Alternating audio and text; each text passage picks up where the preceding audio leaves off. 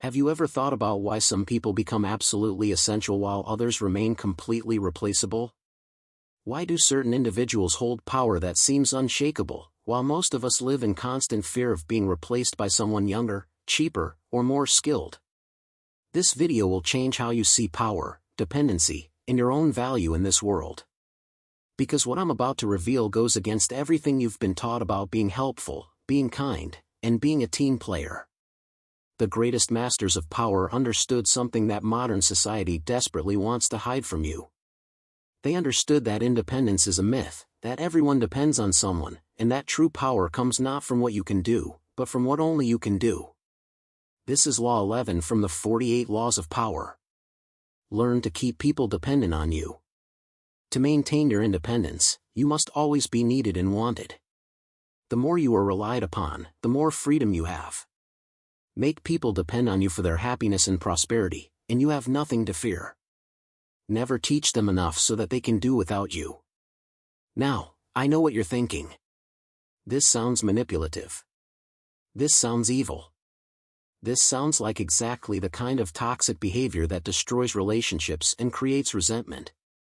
And you're right to think that, because you've been conditioned your entire life to believe that being helpful means making yourself unnecessary, that being generous means giving away all your knowledge, that being a good person means empowering others to the point where they no longer need you. But here's the twist that will make you uncomfortable. Being completely replaceable is the fastest path to powerlessness, poverty, and irrelevance. Let me take you back thousands of years to understand why this law exists in the first place. In the ancient courts of Egypt, there was a class of people called the scribes. While everyone else in society was focused on physical labor, farming, building, fighting, the scribes possessed one skill that made them absolutely irreplaceable. They could read and write. In a world where literacy was rare, where knowledge was not written in books that anyone could access, where the storage and transmission of information depended entirely on human memory and written records, the scribes became the gatekeepers of civilization itself. Pharaohs depended on scribes to record laws, to manage taxation, to communicate with distant territories, to preserve history. The scribe was not the strongest person in the kingdom. He was not the richest. He was not the most charismatic. But he was absolutely essential. And because he was essential, he was protected. He was valued. He could not be easily threatened or replaced. His power came not from dominating others, but from being the only one who could perform a critical function. Now, compare this to the modern world. Think about your job, your career, your role in any organization. Ask yourself this brutal question. If you disappeared tomorrow, how long would it take for someone else to completely replace you? A week? A month? A day? For most people, the answer is terrifyingly short. Because most people have been taught to be good employees, which means being efficient, documented, and replaceable.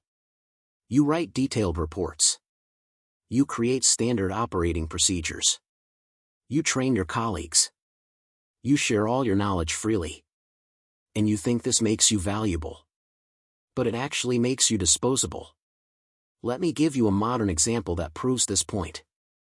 In the early 2000s, there was a software engineer at a major tech company.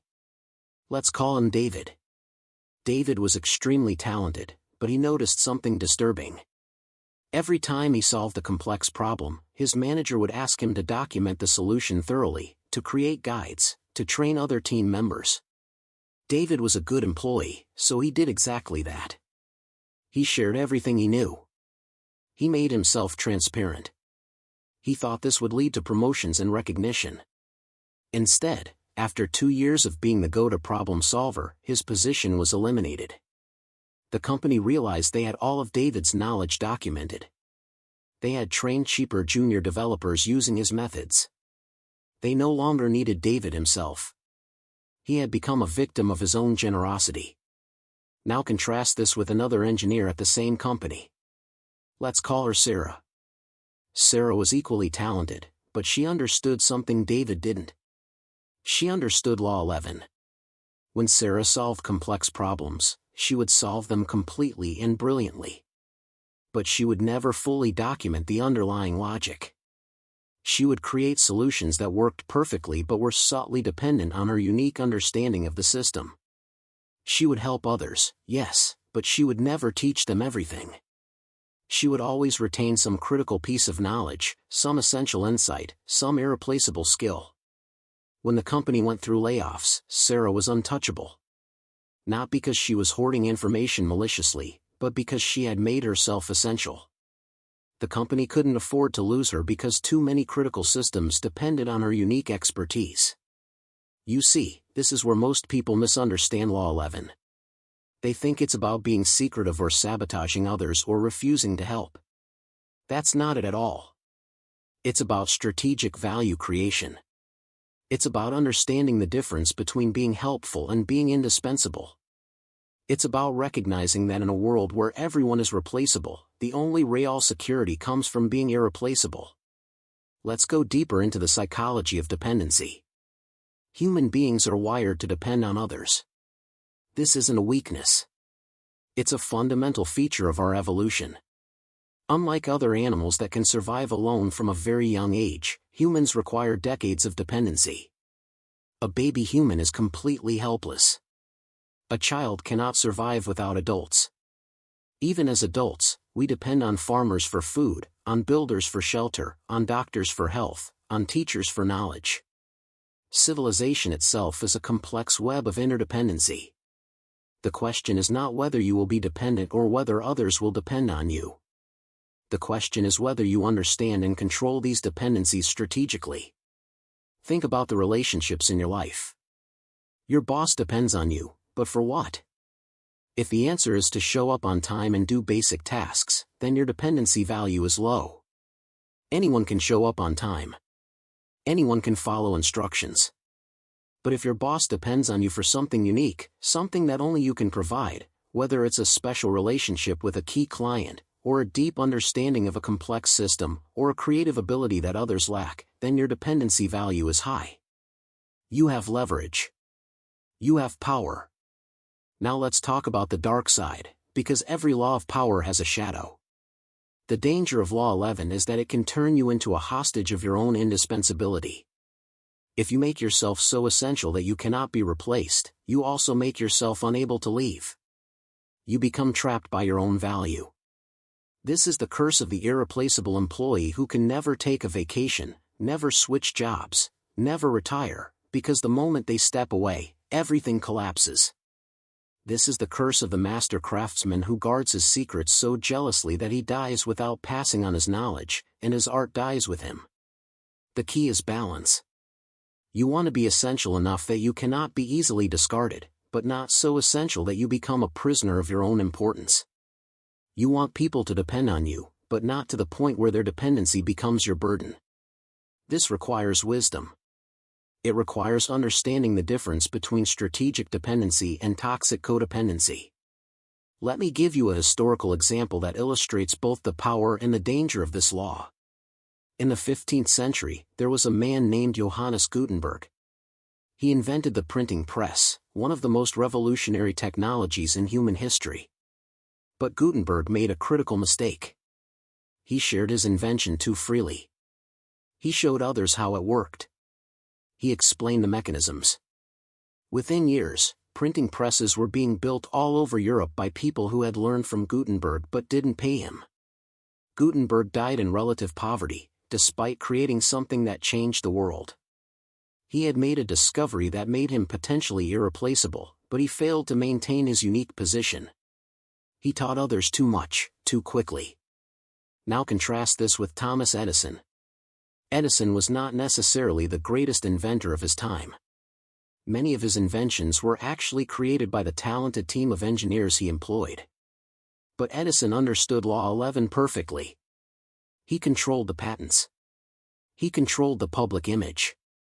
He controlled the narrative. He made sure that the world depended on Edison, not on his individual employees. Even when his employees created brilliant inventions, those inventions were associated with Edison's name, Edison's company, Edison's brand. He created a system of dependency where he was at the center. He became irreplaceable not because he personally invented everything, but because he made himself the essential node in a network of innovation. This brings us to a crucial insight about modern power. In today's world, information is everywhere. You can learn almost anything on the internet. You can watch tutorials, read books, take courses. So how do you make yourself indispensable in a world where knowledge is abundant and accessible? The answer is not by hoarding basic information. The answer is by developing judgment, by building relationships, by creating unique combinations of skills, by understanding context in ways that cannot be easily replicated. Think about a doctor. Medical knowledge is widely available. You can Google your symptoms. You can read medical journals. You can learn about diseases and treatments. But you still go to a doctor, and you want a good doctor, an experienced doctor. Why? Because the doctor has something that Google doesn't have. Judgment. The ability to integrate multiple pieces of information. The ability to recognize patterns. The ability to make decisions under uncertainty. The doctor has made himself valuable not by keeping medical knowledge secret, but by developing an irreplaceable skill in applying that knowledge. Or think about a lawyer. Laws are public. You can read the legal code. You can study previous cases. But you still hire a lawyer for important matters. Why? Because the lawyer has experience, has relationships with judges and other lawyers, has strategic thinking, has the ability to navigate complex systems. The lawyer's value comes not from secret knowledge, but from irreplaceable expertise in using available knowledge.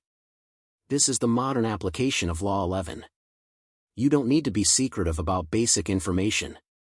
You need to develop skills and relationships and judgment that cannot be easily replicated. You need to position yourself at the intersection of different domains. You need to become the person who can connect things that others cannot connect, who can see solutions that others cannot see, who can navigate complexity that others find overwhelming. Let me tell you about a fascinating case from the business world. In the 1980s, there was a recession, and many companies were cutting costs aggressively. At one major corporation, there was a debate about whether to fire the company's longtime maintenance engineer. This engineer was old, expensive, and didn't have an impressive title. The finance department argued that they could hire two younger, cheaper maintenance workers to replace him. The engineer heard about this and did something very clever. He didn't argue about his value. He didn't plead for his job. Instead, he simply took a vacation. 2 weeks off.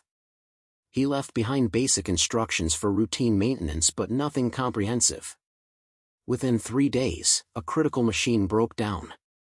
The younger workers tried to fix it following the manuals, but the machine was old, complex, and had quirks that weren't documented.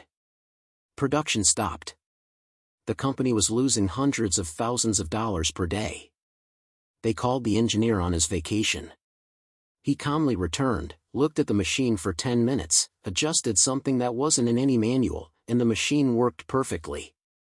The talk of firing him ended immediately. He had demonstrated his irreplaceable value not through words, but through absence. This story illustrates a profound truth.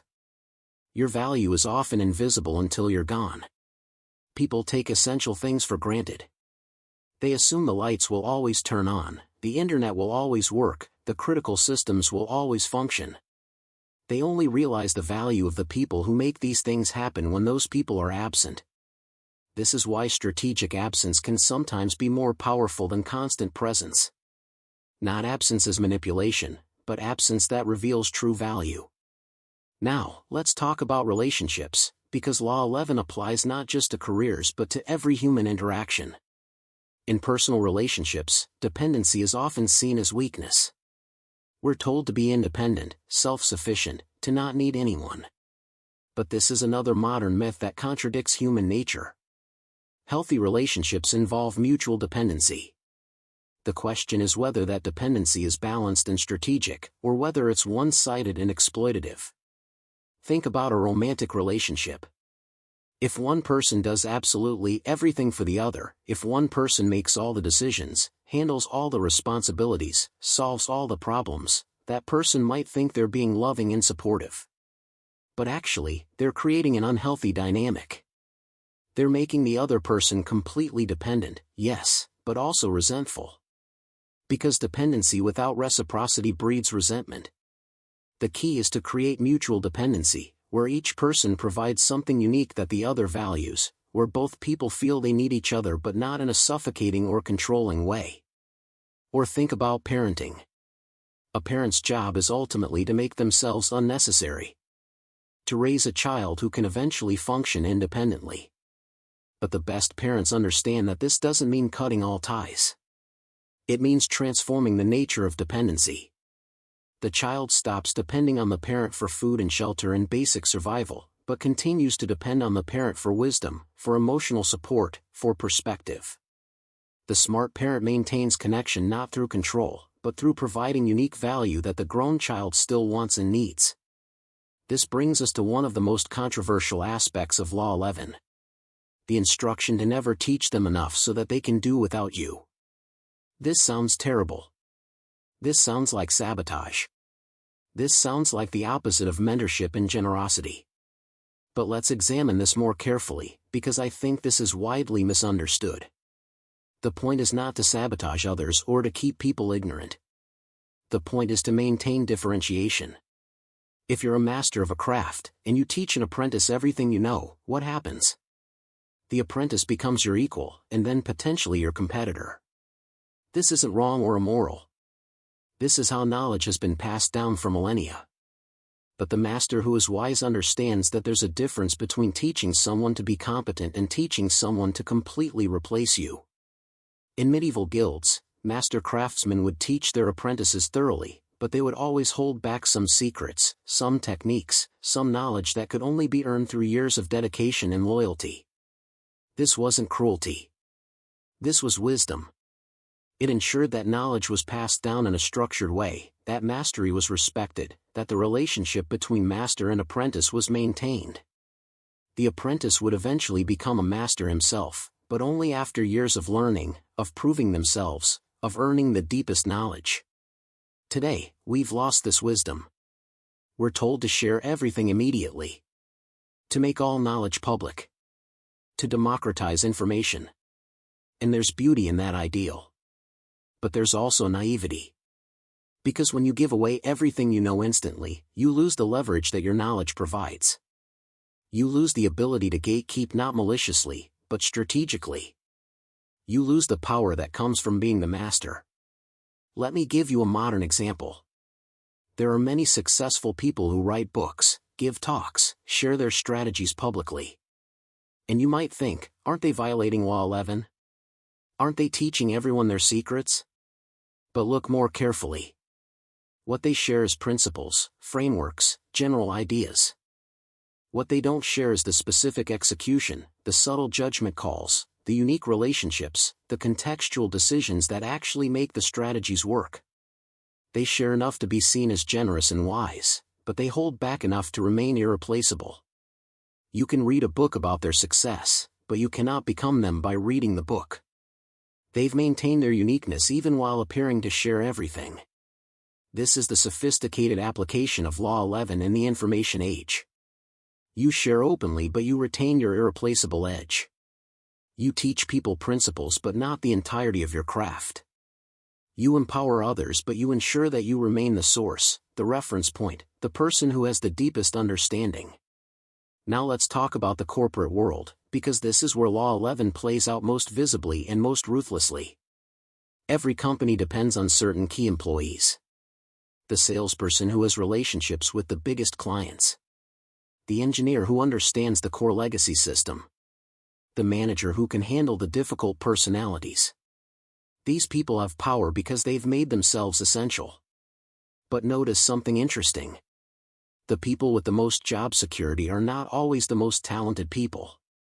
They're the people who've made themselves most difficult to replace. I once consulted for a company where there was a mid-level IT manager who seemed to have remarkable job security despite not being particularly impressive in any obvious way. While others were laid off during restructuring, he remained. While others struggled to get raises, he got them. Why? Because over 15 years, He had quietly made himself the only person who fully understood how different systems connected. He had documented some things but never everything. He was always helpful when problems arose but never quite trained anyone to completely take over. He had created a situation where firing him would cause massive disruption and risk. He understood Law 11 perfectly. Now, is this ethical?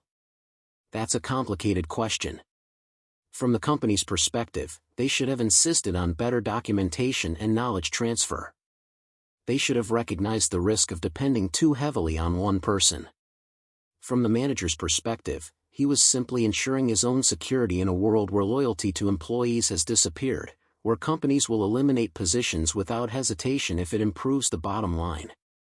He was playing by the rules of modern capitalism, which say that you are only as valuable as you are difficult to replace.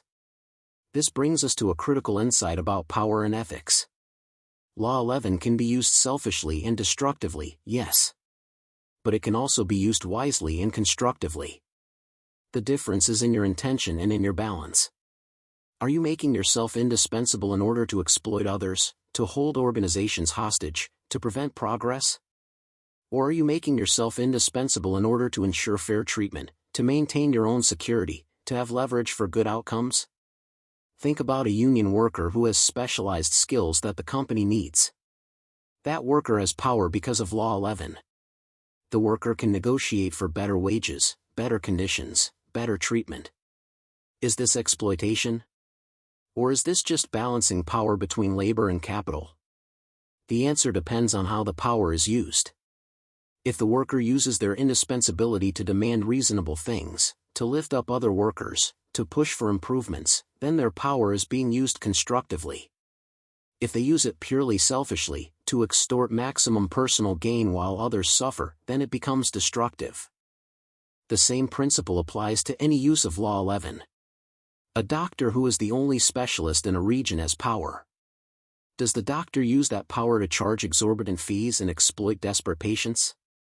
Or does the doctor use that power to ensure quality care and fair compensation? A teacher who has unique knowledge has power over students. Does the teacher use that power to create dependency and control? Or does the teacher use it to inspire and guide while gradually empowering students to eventually surpass them? This is where we must confront the fundamental paradox of Law 11. The law says keep people dependent on you. But the highest form of power is often the ability to make people independent while still maintaining connection and relevance. The master teacher's ultimate achievement is not a student who remains forever dependent, but a student who becomes independent yet still values the teacher's wisdom. The great leader's achievement is not followers who cannot function without orders, but followers who can lead themselves yet still choose to follow. So how do we reconcile this paradox?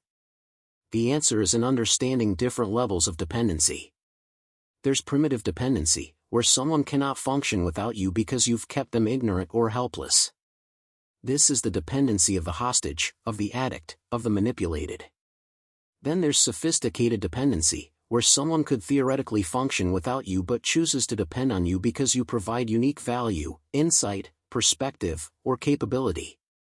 This is the dependency of respect, of recognition, of valuing excellence. The wise practitioner of Law 11 aims for the second type. You don't want people to depend on you because you've crippled them. You want people to depend on you because you've elevated yourself. You want to be chosen, not needed out of desperation. This is the difference between power through exploitation and power through excellence. Let me tell you about an ancient Chinese philosopher named Sun Tzu, who wrote The Art of War. Sun Tzu understood Law 11 deeply. He advised rulers to make themselves indispensable to their armies by being the source of strategy, wisdom, and victory. But Sun Tzu also understood that the greatest general is one whose soldiers fight effectively even in the general's absence, because the general has instilled principles and discipline, not just orders. Sun Tzu recognized that true power comes from creating a system where you are essential to the system's design and philosophy, even if you're not essential to its daily operation. This is organizational genius. Think about the great companies that survive beyond their founders. Apple continued after Steve Jobs died because Jobs had created a culture, a design philosophy, a way of thinking that persisted. Jobs made himself irreplaceable not by hoarding all decisions, but by encoding his vision into the organization. He created dependency not on his daily presence, but on his enduring influence. Now let's talk about the flip side. What about the person who violates Law 11? What about the person who makes themselves completely unnecessary? This is more common than you think, and it's a tragedy that unfolds in slow motion across millions of lives. Think about the worker who automates their own job completely. They're so good at their job, and so dedicated to efficiency, that they create systems and processes that eliminate the need for their own role. They think this demonstrates value. But often, the company says thank you for the automation and goodbye to the worker. The worker has committed career suicide through excessive competence. Or think about the consultant who solves a client's problem so completely that the client never needs to call them again. The consultant prides themselves on their effectiveness. But they've just eliminated their own revenue stream. The smarter consultant solves the immediate problem brilliantly but ensures that the client will need ongoing support, ongoing optimization, ongoing strategic input. Not through sabotage, but through creating solutions that are excellent but naturally require expertise to maintain and improve. Or consider the mentor who teaches their protege everything so quickly and so thoroughly that the protege immediately surpasses them and moves on, forgetting the mentor who made their success possible. The mentor feels used. But the mentor failed to understand Law 11. They should have created a relationship where even as the protege grew strong, they still valued and depended on the mentor's wisdom, still returned for guidance, still maintained connection. This is not about being stingy with knowledge. This is about understanding the economics and psychology of value. If you give away everything instantly, you signal that your value is finite and easily transferred. If you share generously but strategically, always retaining some deeper level of expertise, always being the person who can handle the most complex situations, always having more to offer, you signal that your value is deep and enduring. Let's examine a case study from history that perfectly illustrates both the success and the danger of Law 11. In ancient Rome, there was a general named Belisarius who served under the Emperor Justinian. Belisarius was a brilliant military commander who won stunning victories and expanded the empire. He made himself absolutely essential to Justinian's ambitions. The emperor depended on Belisarius completely for military success. But here's where the story gets dark. Justinian became afraid of Belisarius's power. If Belisarius was so essential, so powerful, so beloved by the army, couldn't Belisarius overthrow Justinian? The emperor's dependency on his general turned into paranoia. Justinian began to undermine Belisarius, to strip him of resources, eventually to disgrace him. The very success of Belisarius in making himself indispensable created the seeds of his own destruction. This is the ultimate danger of Law 11. If you make yourself too essential, you become a threat. The person who depends on you begins to resent that dependency, to fear it, to want to break it. This is why the most sophisticated use of Law 11 involves making yourself essential but not threatening. Making yourself valuable but not so powerful that you inspire fear. This requires delicate calibration.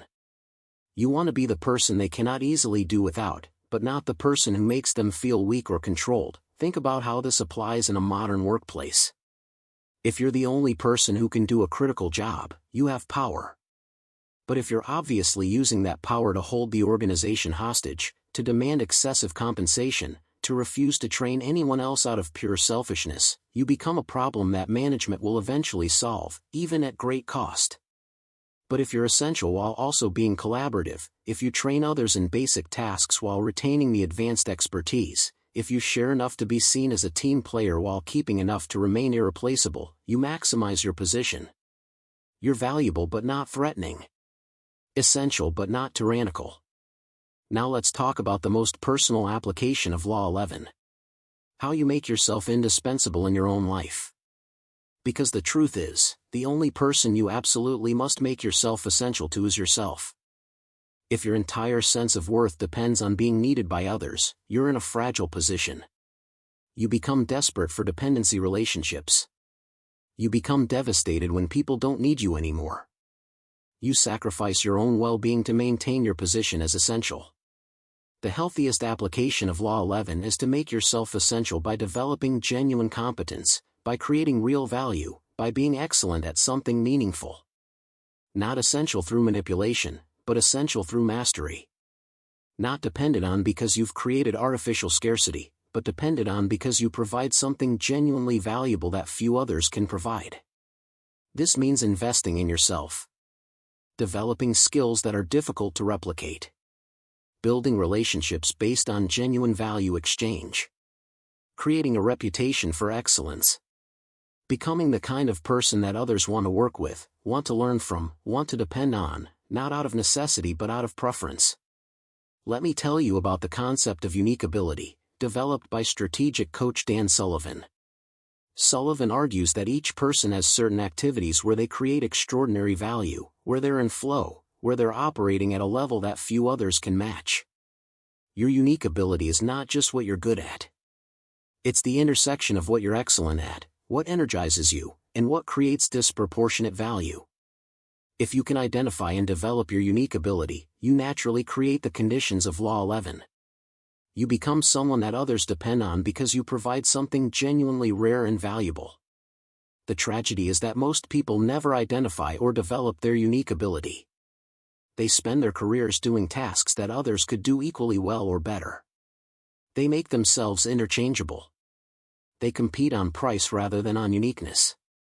They wonder why they feel insecure, why they're easily replaced, why they have no leverage.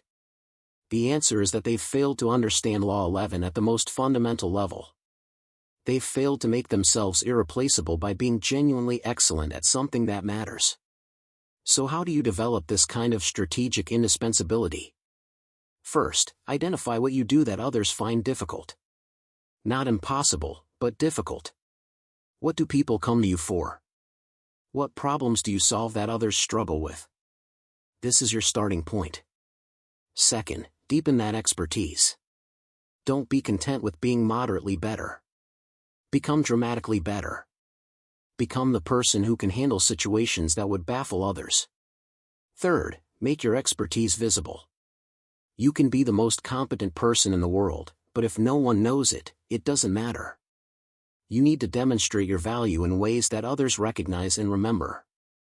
Fourth, create dependency relationships strategically. Don't help everyone with everything. Help the right people with the right things. Build relationships where your unique value is recognized and reciprocated. Fifth, never stop learning. The moment you stop growing is the moment you start becoming replaceable.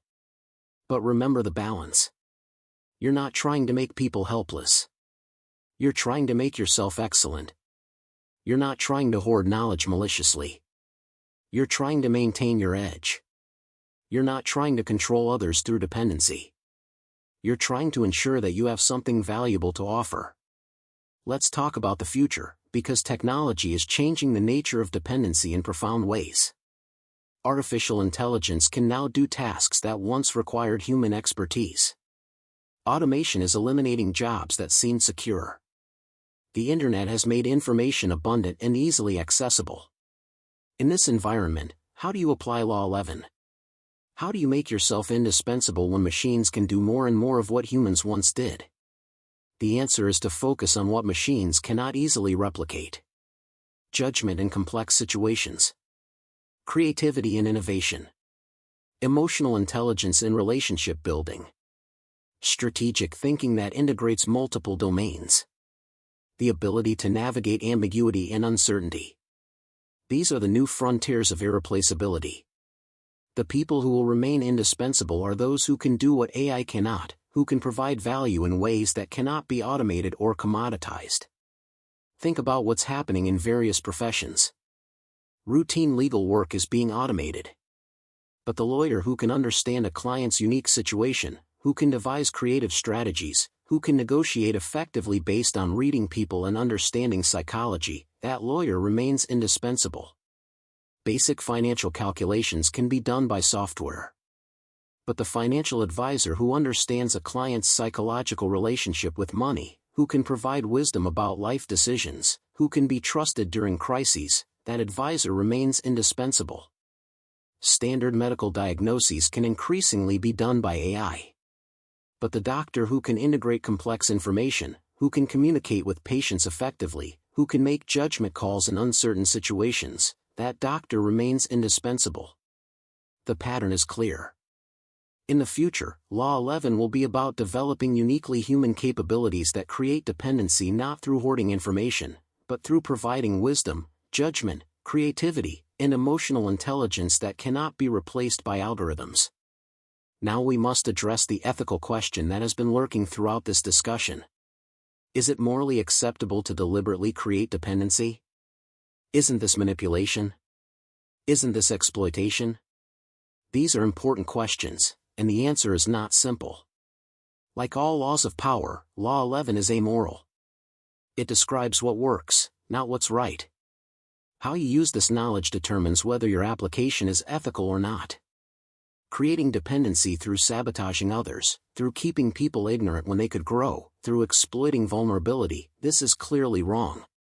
But creating dependency by being genuinely excellent, by providing real value, by developing capabilities that others need and appreciate, this is not only ethical, it's admirable. The difference is whether you're creating dependency by pulling others down or by lifting yourself up. Moreover, all relationships involve dependency. The question is never whether dependency exists. The question is whether it's mutual, balanced, and healthy. A good employee depends on their employer for income and opportunity. A good employer depends on their employees for productivity and innovation. This mutual dependency, when balanced, creates stability and prosperity for both. A good doctor depends on patients for livelihood and purpose. Good patients depend on doctors for health and healing. This mutual dependency, when ethical, benefits everyone. The problem arises when dependency becomes one-sided, exploitative, or manipulative. When one party uses their power to extract maximum value while providing minimum benefit. When dependency is maintained through fear rather than value.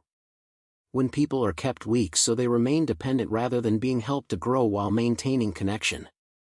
These are the corrupt applications of Law 11, and they ultimately fail because they create resentment and rebellion.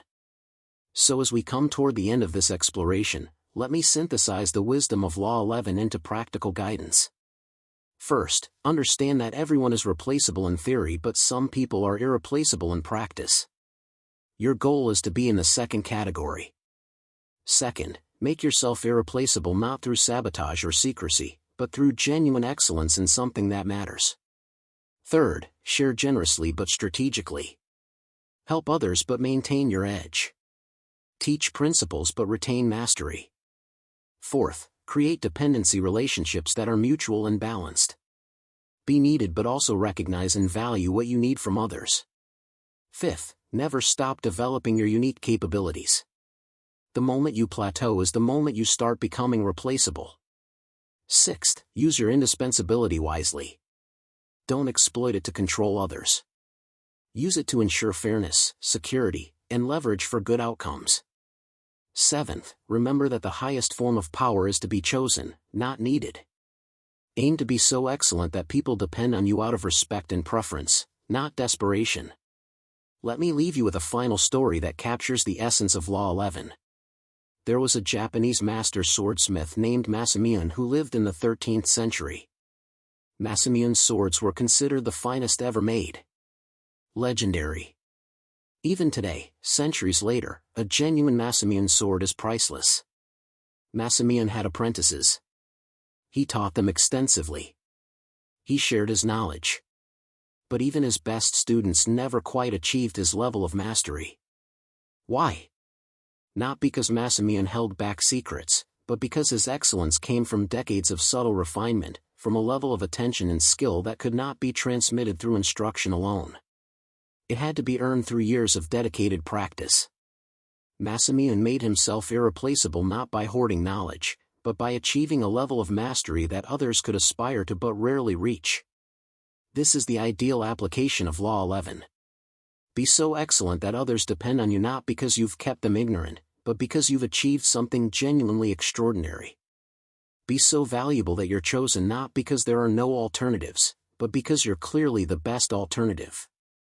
Create dependency not through manipulation, but through mastery.